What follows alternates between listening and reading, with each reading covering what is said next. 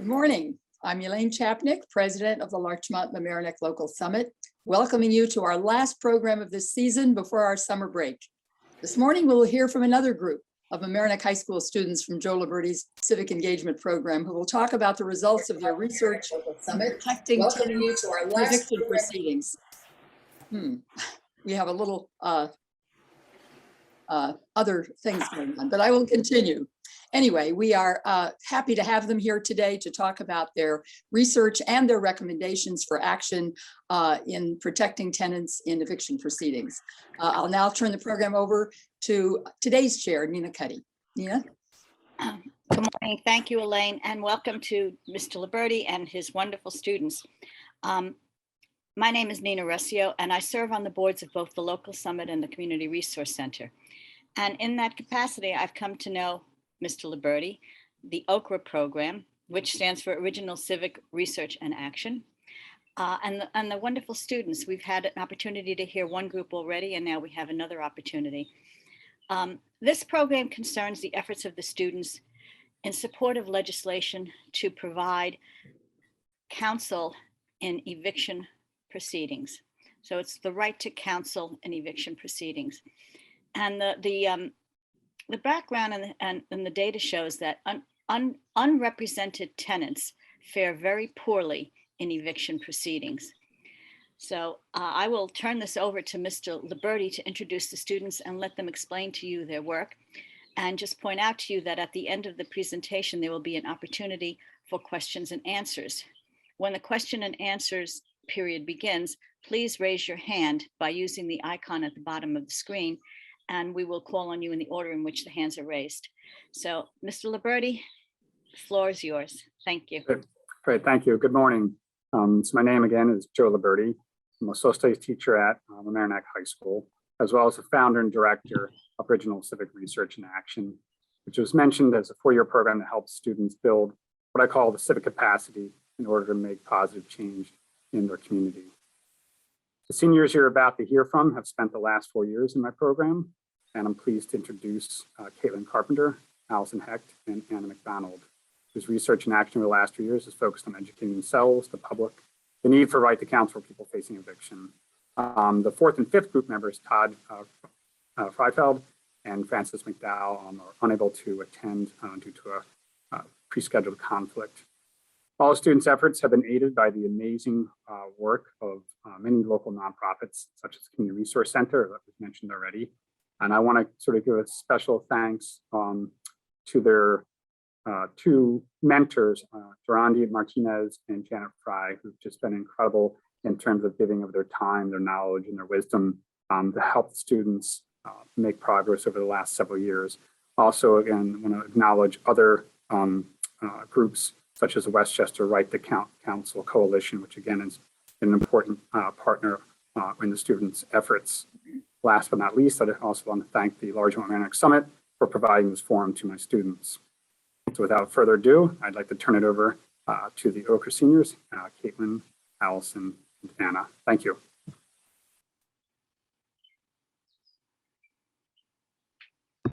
Thank you so much. I'm gonna screen share, and Anna will kick us off. We do have obviously a presentation to show. Thank you so much for having us. Yes, thank you. So as it's been said, I'm here with three of my peers. We're all seniors at Mamaroneck High School, and we are all students of the Original Civics Research and Action program. And I wanted to thank everyone again for giving us this platform to share our research and our community-based action process. For a little bit of an overview of the OCRA program, which Ms. Liberty has already given, and I'm sure a lot of you are familiar with the course. As he said, it's a four-year course at Mamaroneck High School. Through the beginning of the program, we spend most of our time conducting local community-based research within our local communities. And at the end of the second year, we try to isolate one issue that we have found to be prevalent over the past couple of years of research.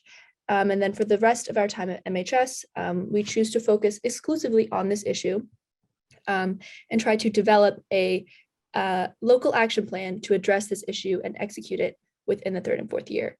And after we conducted some research, we decided to isolate the issue of the lack of legal representation among low-income tenants in eviction courts, specifically as affecting undocumented tenants and low-income tenants. To give a little bit of context for our journey, and the reason, this is one of the reasons why we decided to focus on eviction prevention and the lack of legal representation was because of this visit from the local Judge Gallagher, who works in the Village of Mamaroneck courts. During one of our conversations with him, in which we asked him about what he tends to see in eviction proceedings, he described a scene in which he will see a landlord bring a lawyer to court. They will bring their legal representation, while he will see that being juxtaposed with a tenant bringing a baby in a stroller.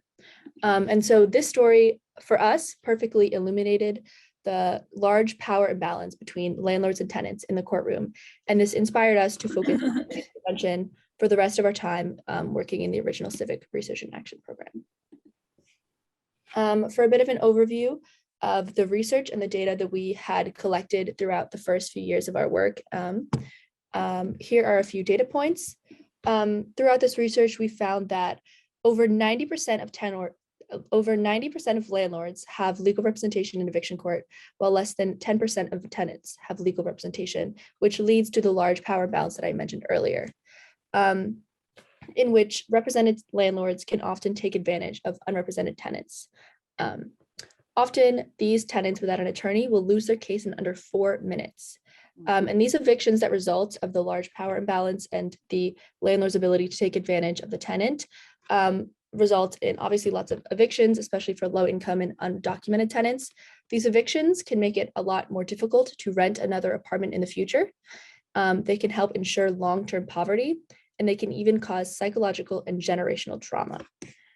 So as we found throughout our research, the eviction crisis in Westchester County was very real, and it had very tangible effects on the most vulnerable communities.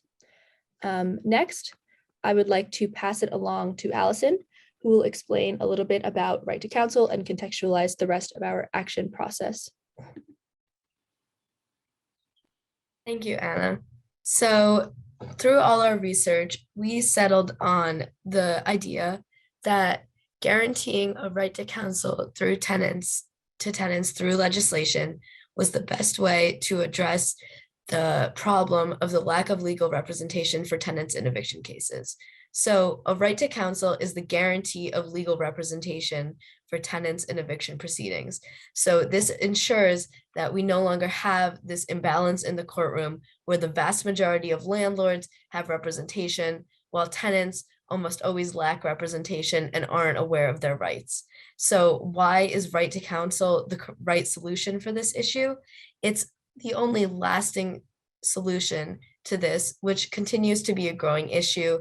The pandemic has only exacerbated the issue of evictions, and eviction, as Anna mentioned, can be permanently harmful to any family. And so it's really important to protect tenants' basic right to housing and give them the best chance possible of staying in their homes through legal representation.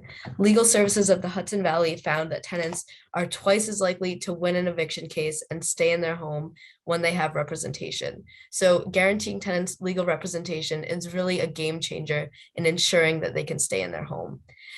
Outside of Westchester, many cities and states have currently and in recent years passed right to counsel legislation or are currently considering it.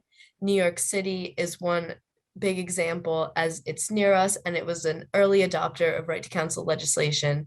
And the program in New York City has served as a model and a teaching tool in attempts to pass right to counsel legislation in Westchester. So right to counsel is a really important and powerful solution to the issue of the lack of representation in eviction cases.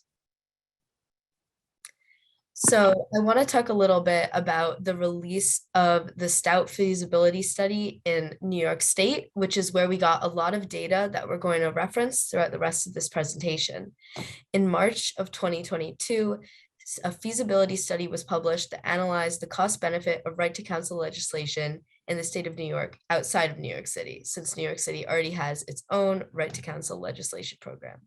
So this study really illuminated some really key data points that help to illuminate the importance and the need for the right to counsel. So what did this study tell us about the current state of evictions in New York State? In recent years, 42% of tenants outside of New York City do not appear in court for eviction proceedings. So these tenants lose by default because they don't come to court. And these tenants aren't coming to court because they're not educated about their rights and they don't have legal representation. So they don't know what their rights are. They don't know what steps they can take to prevent an eviction and fight to stay in their homes. So Right to Counsel would help all of these tenants have the representation and the education needed to be able to have their best chance of staying in their home.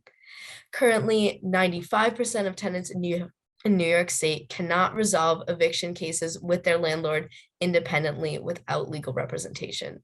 So as Anna mentioned, oftentimes in eviction proceedings, cases are settled in less than 4 minutes, as tenants have no way to resolve the case on their own. When tenants have representation, they have a fighting chance in the courtroom. And 97% of tenants are estimated to accept legal representation if it was provided. So guaranteeing right to counsel is going to help the vast majority of tenants have the representation that they deserve, so they have the best chance possible of protecting their right to stay in their homes. So how does an eviction affect tenants, and why is it so important that we keep tenants in their homes and prevent evictions?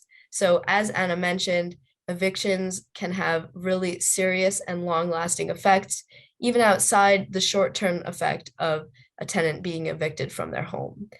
One thing is that eviction is obviously a leading cause of housing insecurity and homelessness. In New York City, evictions increase the probability of applying for shelter by 14%. Having an eviction in a tenant's record can also prevent the tenant from being able to secure housing, and specifically safe and habitable housing in the future, as landlords can easily access a prospective tenant's eviction history reports. A data aggregation company that gathers information like this for landlords stated that it is the policy of 99% of landlord customers in New York to reject anyone with a landlord-tenant record. So having an eviction makes it really difficult for individuals and families to find housing in the future. Eviction can also have drastic effects on mental health and physical health. Eviction-related suicides make up 1% to 2% of all suicides. Evictions can also impact children and families in a really profound way.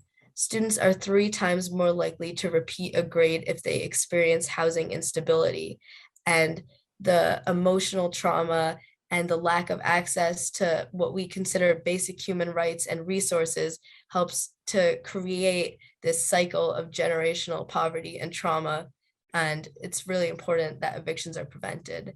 And the likelihood of being laid off is 11 to 22 percentage points higher for workers who experienced an eviction. So being evicted is really a disruptive process in life, in the short term and in the long term. So it's really, really important that tenants have the best chance possible of staying in their homes and not being evicted. And the best method for eviction prevention is right to counsel, guaranteeing tenants legal representation that can help them to stay in their homes. So how does right to counsel itself prevent eviction? So as I mentioned earlier, 42% of tenants in New York State do not appear in court at all and thus lose by default. Right to counsel legislation is predicted to reduce these default rates by 32%. Legal representation obviously involves a lawyer taking a tenant and taking them to the courtroom and representing them, but right to counsel can also allow lawyers to provide legal advice to at-risk tenants and help them avoid eviction and stay in their homes as well. Without legal representation, tenants are vulnerable to being evicted on premises of lease violations they did not commit, or being looped into paying more rent than they legally owe. So having legal representation ensures that tenants can't be exploited by landlords and that they're fully aware of all of their rights. And I just want to repeat again the statistic from Legal Services of the Hudson Valley that tenants are twice as likely to win their case when represented, because that really shows the tremendous effect that representation can have in ensuring tenants stay in their homes and avoid eviction. So I want to quickly go over the current sources of free legal representation in Westchester County. So first is Legal Services of the Hudson Valley, which I mentioned. So Legal Services of the Hudson Valley is an organization that represents tenants and other individuals in a variety of civil matters. They do not serve undocumented tenants, however, and they do have an extensive intake process that may seem intimidating to some tenants. In 2021, Legal Services of the Hudson Valley represented individuals in 5,551 cases. Over 55% of these were housing cases. So they're doing a lot of work representing tenants in eviction proceedings, but unfortunately, they don't have the capacity to represent every tenant who comes to them in need. For every tenant they represent, 2 or 3 are turned away because they simply don't have the capacity. An organization that's related to Legal Services of the Hudson Valley is the Hudson Valley Justice Center. This organization serves undocumented tenants who are often at further risk of eviction and are often unaware of their legal rights and fear that eviction and appearing in court could lead to consequences due to their immigration status. However, the Hudson Valley Justice Center has a very limited capacity. So these existing organizations do really great, important work and support many low-income tenants, but they're unable to represent all the tenants at risk of eviction. And that's where the need to Right to Counsel comes in. So obviously, we're advocating for Right to Counsel because we believe that housing is a human right and tenants should have the right to the best representation possible and the best chance of staying in their homes. But Right to Counsel is also not only economically feasible, but will also save money over time. So when tenants are evicted, they are much more likely to experience housing insecurity and homelessness can be very costly and is a direct consequence of evictions. The statewide average annual cost in New York to provide emergency shelter of a single individual experiencing homelessness is $47,000, while the cost to provide for families is $81,700. There are also many additional costs to homelessness.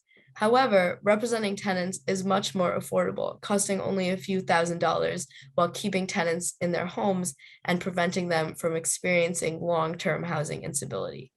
Eviction also increases the number of children in foster care, which can also be costly. So while we're advocating for eviction on a human level, while we're advocating for Right to Counsel on a human level, it also is economically beneficial for Westchester.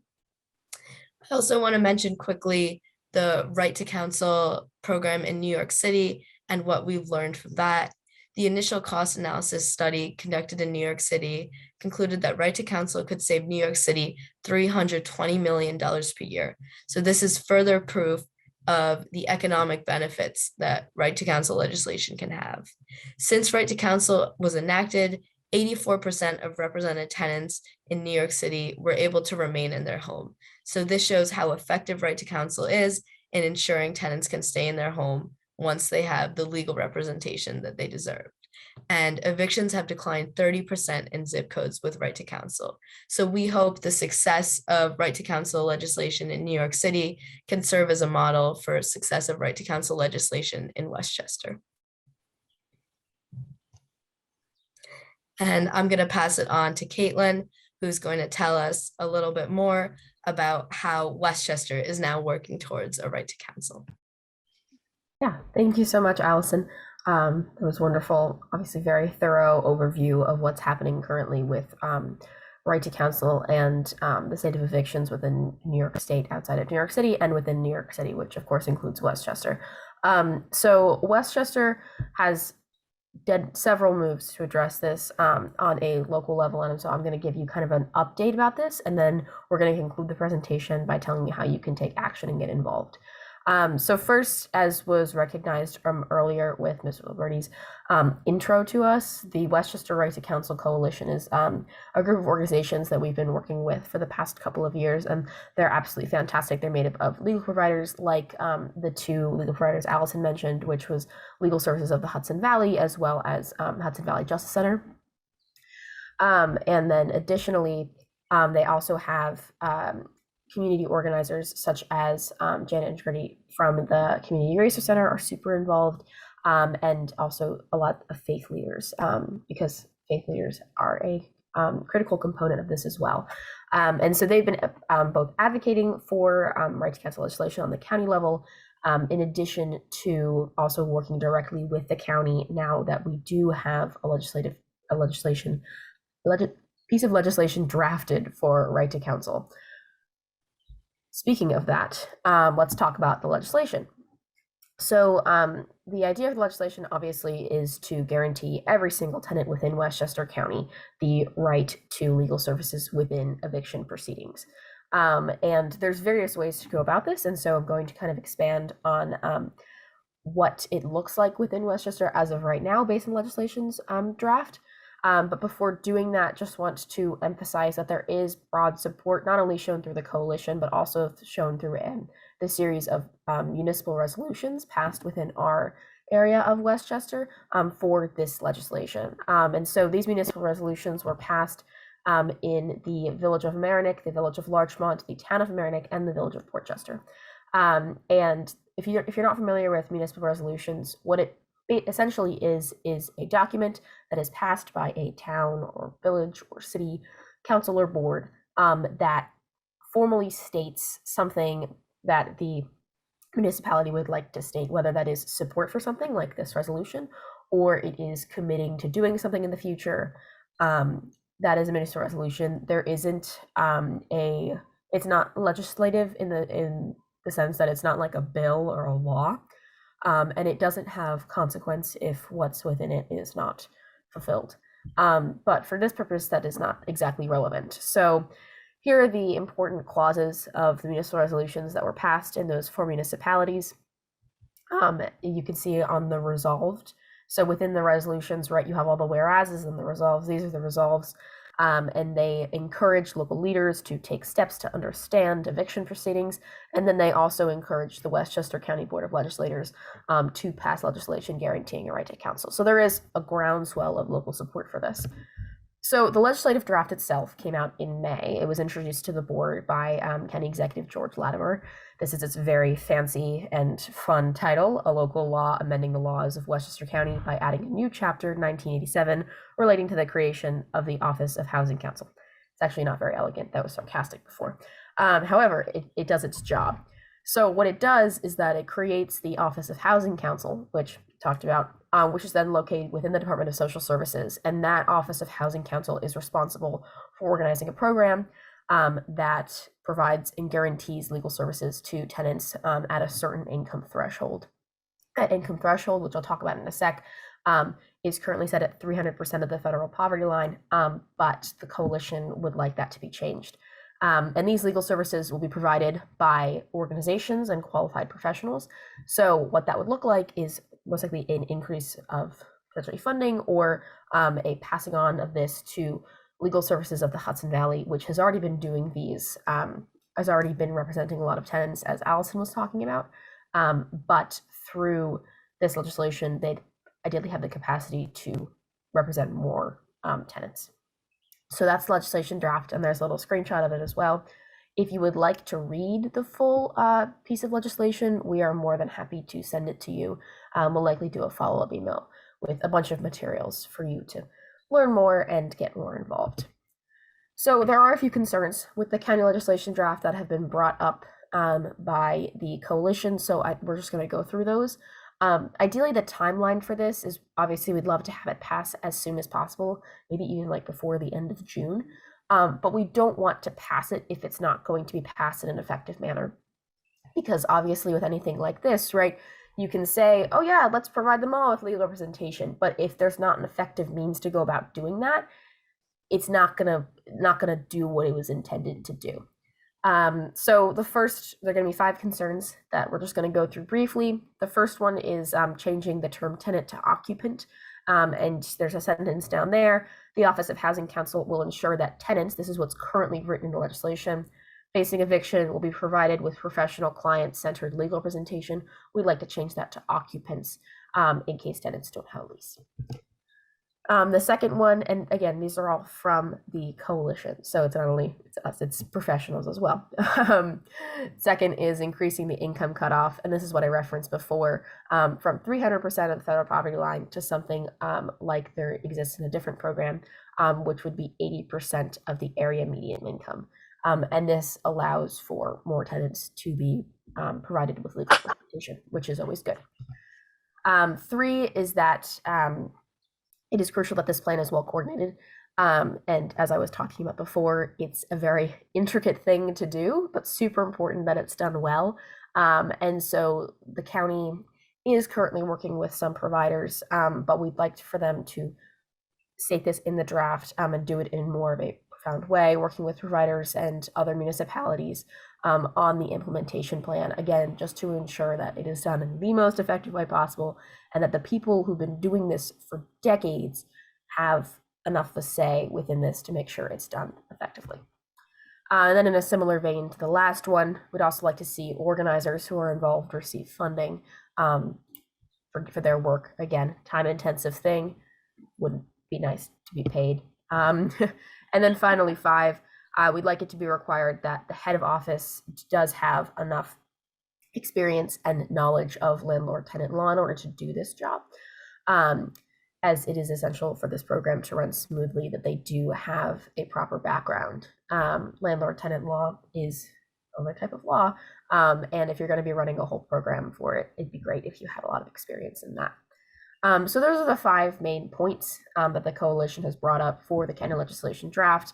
And again, just to reemphasize, it is absolutely fantastic that this draft exists in the first place, that it is here and it is being considered, and we really appreciate the people at the county level who have introduced this and have voiced their support for Right to Counsel, and we're so excited that the county is moving in this direction. But yet again, just want to make sure that it is done in the best way possible, so as to adequately protect all of the tenants who need protecting, or who need representation within these vulnerable settings of eviction court. And so now we're just going to conclude. I'm going to pass it back off to Anna to end us off with actionable steps about how you can get involved, harnessing all of the knowledge that Allison talked about in relation to Right to Counsel, and then all of the knowledge you just acquired on the county legislation draft, and taking some steps in order to get you involved and making sure that this becomes a reality for Westchester. Thank you, Caitlin. Yes, so I will walk you guys through a few action steps, whether as an individual that you can take in support of Right to Counsel legislation or as a part of an organization. Firstly, a couple personal action items. Throughout our years, we have conducted a series of different phone banking, email banking events, and so we have many different call scripts, email scripts. One of my peers, Allison Hecht, just put the toolkit in the doc. So with that, you can either call, email, or write a letter to your local representative on our County Board of Legislators to show your support for the Right to Counsel legislation and your support for adding the edits that Caitlin mentioned earlier. Here you can see the different call and email scripts. It's very easy. You can just copy, paste, or read off, obviously including your own personal information. Secondly, I can go over a couple a couple action items that you can take part of if you are part of an organization or a faith-based community localized in Westchester. With these items, you can consider bringing your community or organization a sign-on letter to be sent to the County Board of Legislators. If they choose to sign on using this Google form that Caitlin is showing us right now, it's very simple. You just need to fill in the information and then we will take care of the rest. We will send the final copy of the sign-on letter to the Board of Legislators with all of the signatures to show the widespread support from organizations and faith-based communities in Westchester for the Right to Counsel legislation with the proposed edits made that we mentioned earlier. So yes, Allison has put all these documents in the chat, and we will, in the follow-up email, we will also provide these materials to all of you. Everything is very easy to do. We encourage you to take these action steps that we proposed. And now I'd like to close our presentation and open up to any questions or comments for any of the three of us.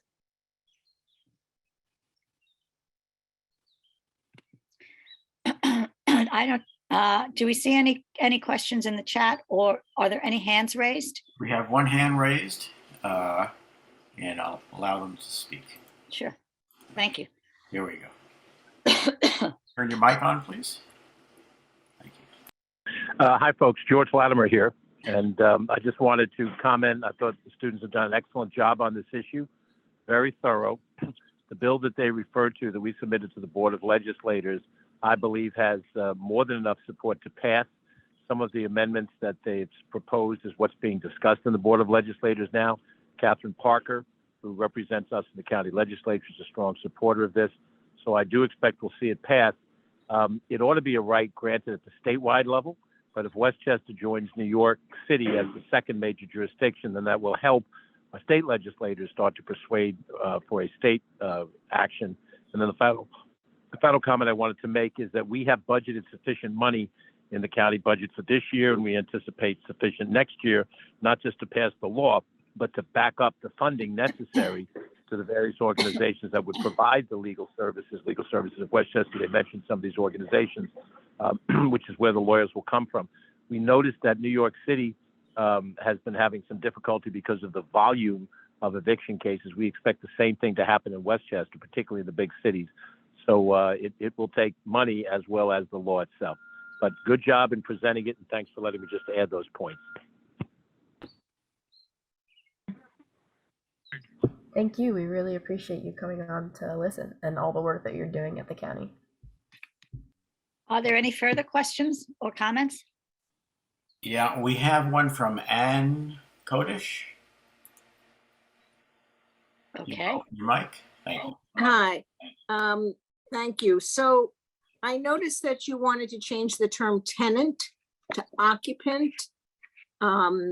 So could you kind of explain what the difference is? To me, it sounds like maybe the person staying there wasn't really the person who signed the lease, or what were you getting at there? Yeah, that is intended. Sorry, there's an echo. That's okay. I'll keep going. That is intended to provide some tenants who don't have a lease. Everybody's situation is different. If somebody else wants to expand on that, you're more than welcome. But yeah, so that is the intention behind that. In case our tenants, everybody's situation is different, who are being evicted, but who were in a situation where they were in a place of housing, but didn't have a lease for whatever reason, but they are being evicted nonetheless and aren't going to be without a home. That changing that word is able to then protect them, because or else it would exclude them.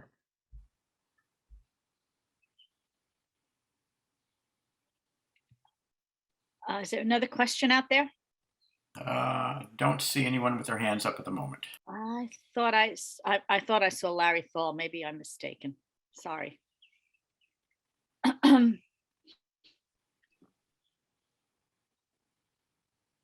Elaine, your mic. You're muted, Elaine. Okay, Larry just came on. Okay, Larry, unmute. Thank you. Okay. Yes, no, I just typed it in as fast as I could. But this is such an excellent presentation. You guys are great. So glad you've taken this up. I have a first cousin who does this type of defense work. He's a very, very good batting average, and I wanted him to attend this. But here's my question. Have any of our county fellow municipalities taken similar action? They might not have the OCRA program, but an action in public awareness and calls to action that you've made here. In other words, are you guys the beginning of this movement, or tell me how you fit in with other schools, municipalities, and parts of our county in this effort? Thanks. So we have organized with students from across Westchester County, including students in Northern Westchester and different regions, because when we've been doing some of these phone banking events we've done over the past couple of years, we've tried to get students that represent all of the different districts within Westchester County when we're contacting the Board of Legislators. But as far as municipalities taking actions, I'm not sure if any municipalities had any specific programs of their own besides the ones we reached out to, but someone else can expand. Yeah, I think I would also add exactly what Allison just said, but to just reemphasizing the importance of the Right to Counsel Coalition, which is a county-wide coalition, and it has people from a lot of different municipalities. I know that we've talked with people from like Mount Vernon United Tenants. They're fantastic. And then Yonkers had a pilot program with Legal Services of the Hudson Valley where they did expanded legal representation there for tenants, not enough to guarantee representation within eviction proceedings, but that was still obviously a concerted effort to at least expand that legal representation and was an important building block in order to get to this point where we do have countywide legislation. Not sure, again, those are not necessarily the exact same thing as us just being advocates, because obviously none of us are attorneys or tenants' rights full-time advocates, but they are in their own right really important building blocks, again, for the countywide legislation in different parts of Westchester. If I could just add, the students have just worked incredibly hard, doing a lot of outreach to, as I mentioned, students across Westchester County. They're able to leverage, Senator Mayer has a youth council, and she was able to have the students present at various times to the youth council to connect with students across Westchester County. And so they have really sort of leveraged their passion and their coalition building skills to try to build this again with young people across Westchester County. And like I said, I just want to sort of recognize that it's been quite impressive what they've done there. Sure is. Thank you very much. Actually, I have a question for you. The county executive just told us that there is proposed legislation that requires some amending, hopefully, in the legislature. Do you know exactly where in the process the proposed legislation is? Is it in a committee? Is it getting ready for debate? Is it getting ready for a vote? And what is the anticipated schedule for when it will finally be enacted? Do you know? Yeah, so we're unsure in terms of when it'll actually be enacted. I think the original, we had been talking with somebody, the county attorney, who originally had said a few months ago, like end of June, which would be absolutely amazing. Whether or not we're still on that schedule, we shall see. I believe it currently is in committee. Allison, if you would like to expand on this at all. Yeah, so currently the legislators are discussing the legislation and discussing some of the potential amendments to it that we were talking about in this presentation, but hopefully they're going to settle on the final version of it and then it'll be put up to a vote. We know that a lot of the legislators are supporters of the legislation, so we're hopeful that the legislation would pass sometime this summer. To your knowledge, as a follow-up question, has there been any organized effort by others in opposition to the legislation? For instance, perhaps an organization of either building owners or landlords? Do you know if there has been organized opposition to it? No, at least as far as we've seen, we haven't seen organized opposition. I mean, frankly, the only outright opposition we got was in passing the Village of Portchester resolution. There was one person who was attending who came out to speak with just some concerns and questions. That is the entire extent to which our group has faced opposition.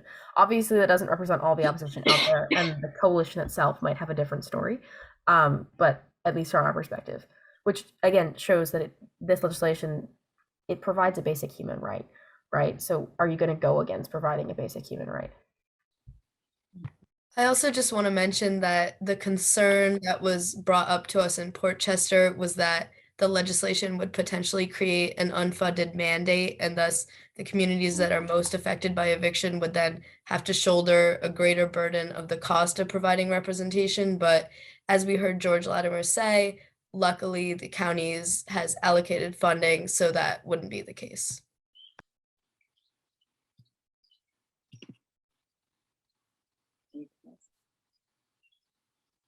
Okay, we have a question from Annie McAndrews. Hi, good morning, and to the students, a fantastic job. I would just like to make a comment, and that is, I'm on the board of an organization that provides homes for the formerly homeless, and we have an eviction situation, which is very difficult. And without the income, we cannot provide the service. Very simply, it has brought up the real need for which we provide for rent counseling before the tenants get to this situation. They have to be counseled as to how to do their part of the job.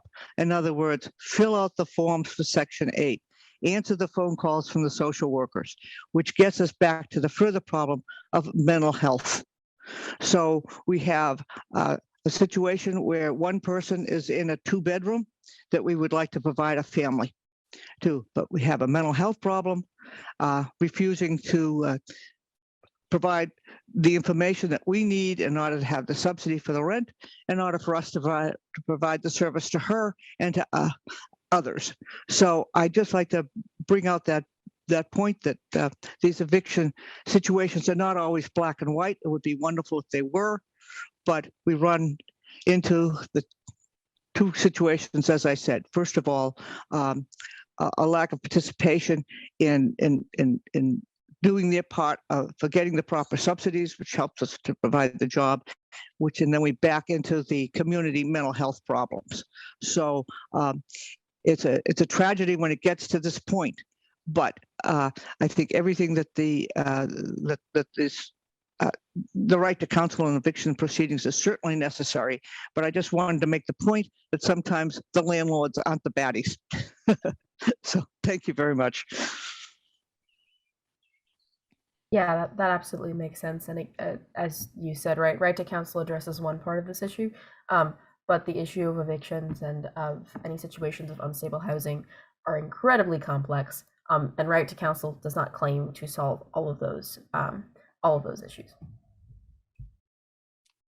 Right to counsel can also sometimes be helpful to landlords, even because when tenants have a lawyer, the landlord's attorney and the tenant's attorney and the tenant can all sit down and kind of create a settlement that's going to be something that the tenant can actually pay. And so landlords are sometimes able to get rent. So right to counsel isn't necessarily like a negative for landlords.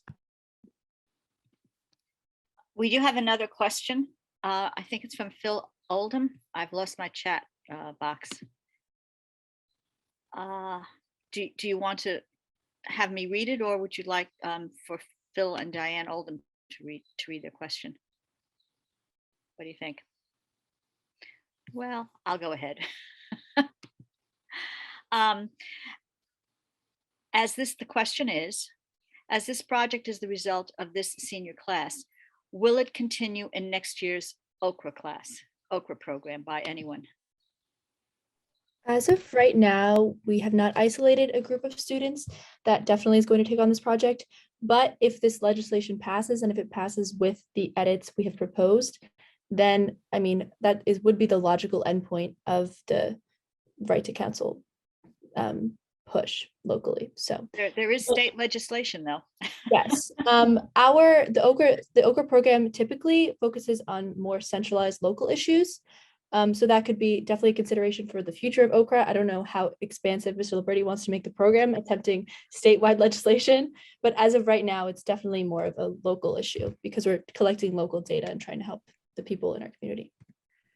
Well, go ahead. I was going to add to that, with the OCRA program, these are student-driven student-driven research and student-driven initiatives. So it comes from the students.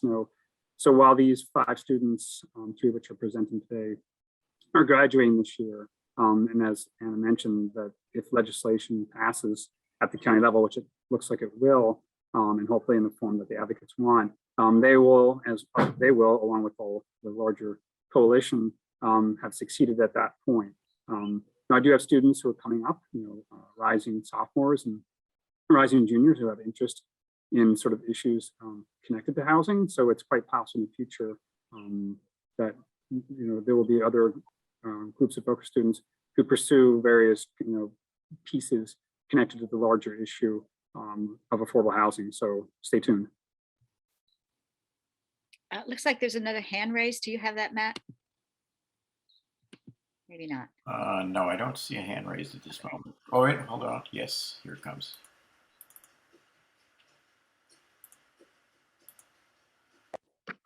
Okay, Annie C. So, can you hear me? Yeah. Okay. This question is for Joe, I guess. I think you've given a presentation prior with a different group of kids with different issues. And so I'm just curious, because this is quite interesting that you have these. Can you give us a preview of up and coming ones that, the kids are working on now, the sophomores and juniors? I was just about to ask that, Joe. What's I know on the this is sort of agenda? separate from what you're asking, but I just was curious. Sure. I mean, it might. I can definitely send out a list. But I'll just give you a quick sort of off the top of my head. So and just mute your computer. There you go. Thank you. So rising seniors. We have one group that, and when I say groups, they're typically around 3. This group is a little bit larger, but usually the group's around 3. So I have one group of rising seniors. They're looking at helping reduce what's known as summer slide, the loss of learning across the summer in reading and math. They're focused on initiative for reading. So they're launching that. Again, I'll give you more details later. I have a group working on reducing single-use plastics in restaurants. Right now, they're working with 4 restaurants on a pilot where they're going to eco-friendly products for 30 days. I have another group working on improving recycling in Mamaroneck High School, another group working on reducing food waste at the high school.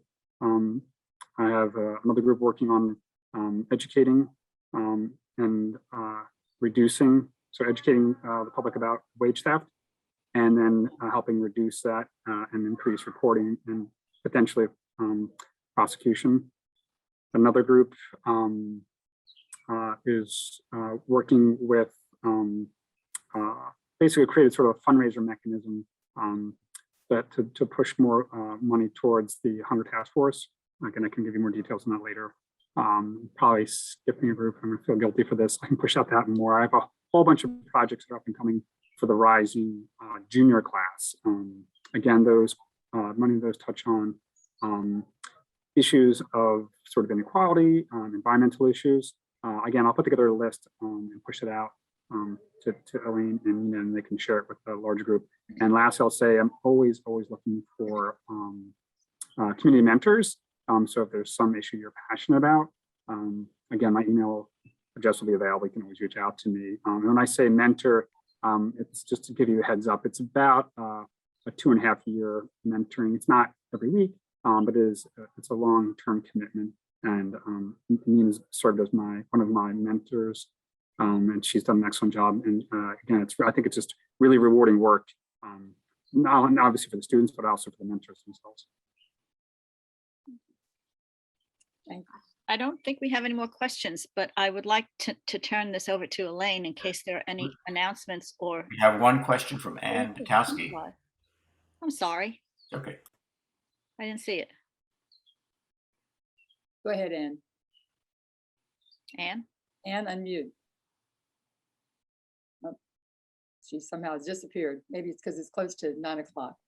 I want to thank all of the participants and Joe and Nina for a wonderful morning. It's been wonderfully enlightening, and you've explained yourself so clearly and thoroughly, the engagement in the community, the research you've done, and the conclusions to the point that you're even going through the proposals and changing words to make them even more effective, make the legislation more effective. I really appreciate all that level of detail to make sure that the outcome is exactly what you had hoped. So we thank you for all your work, and Joe for the mentoring that you've done with these students as well. We wish all of them a wonderful future, leaving the high school and going on to the next wonderful phase of their lives. And I want to thank all of you for attending. Hope everybody has a wonderful summer, and we hope to see you back next fall. Many of you, not the seniors, but everybody else who's attending at the second Tuesday of September. So have a wonderful summer, and thank you again, everyone. Thank you. Thanks, Joe. Thank you. And so much for having congratulations us. to you guys going on to college. Good luck. Thank you. You Thank have you. a nice summer. Bye. Bye-bye, everybody.